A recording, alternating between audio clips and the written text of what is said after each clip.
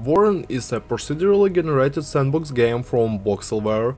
The project is set for release on March of 2020, so let's start.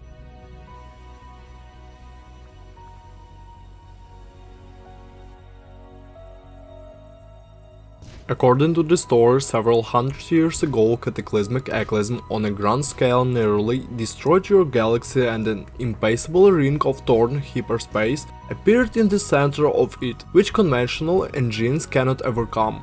For centuries, humans have not been able to get there, but they have learned that exoton, aliens, and a strange new metal called Avorion have appeared there.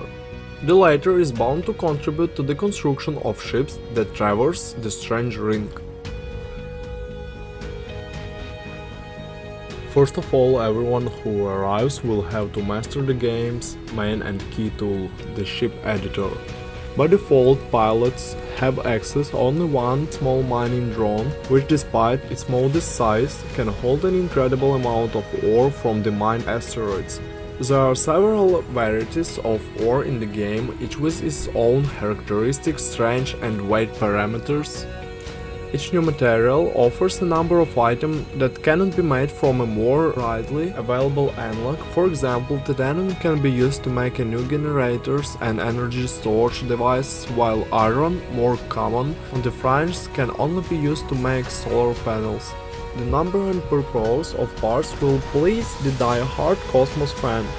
There are shunting engines, cargo bays, dampeners, cabins, steering control systems, docking modules, gyroscopes, and a host of other useful elements, not to mention cosmetic delights. Although predominantly hexagonal blocks are used for assembly, decorative parts and armor are available in other larger formats, allowing the player with proper diligence to assemble the ship exactly as he can imagine it, and handy tools will help to fulfill his wishes almost painlessly. There is another extremely useful feature available to users in the assembly process: the characteristics of the chips, which change in real time depending on the device you plan to mount.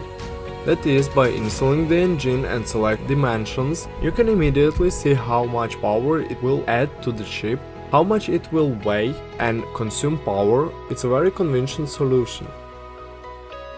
The game has many curious features that came as a surprise. For example, a crew must be hired aboard the ship, as well as the fleet as a whole, and will be accommodated and paid for. Allocate mechanics to handle repairs, fighters, pilots, assign people to supervisory positions, and assign people to be in charge of security. All gun and extraction systems requires personnel on a mandatory basis. Initially, the player has a low-powered ship with several limited capabilities. To upgrade it, one ore is not enough. Have to spend large sums on upgrades and suitable modifications to seek the appropriate stations scattered throughout space. There you can also buy used items, target star maps, and a variety of weapons. Everything is randomly generated in the stores. Unfortunately, although the guns here can be modeled externally, it has no effect on their power. You have to shell out for a powerful arsenal. After that, you can build a large mining ship, absorb tons of asteroids and sell it all to the nearest mine. The proceeds are very useful. You can take up trading if you equip your ship with a large cargo bay and get some startup capital. The map is incredibly huge. You can find a lot of occupied sectors where you can buy and sell goods, as implemented in most Cosmos. You can assemble a small flotille of remote-controlled ships and hunt for the heads of pirates or compete with the aliens. In addition, no one forbids you to mess with one of the many local factions. There are boss ships in the game. To defeat them, you will need resources and powerful weapons. The game has very nice destructibility mechanics. Fragments of objects consisting of blocks are flying off piece by piece, or whole models if the supporting structure is broken. In battle, the ship can lose vital system, lose its armament, or even fall apart. Choose the location of the elements wisely.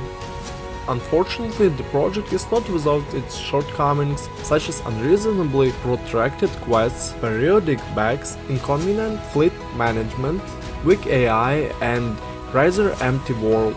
However, all this is quickly forgotten if you break into Avorion on a new, painstakingly assembled ship in the company of friends. A cute, not overly resource-intensive space box is a gift for players who have long dreamed of building ships to their own specifications.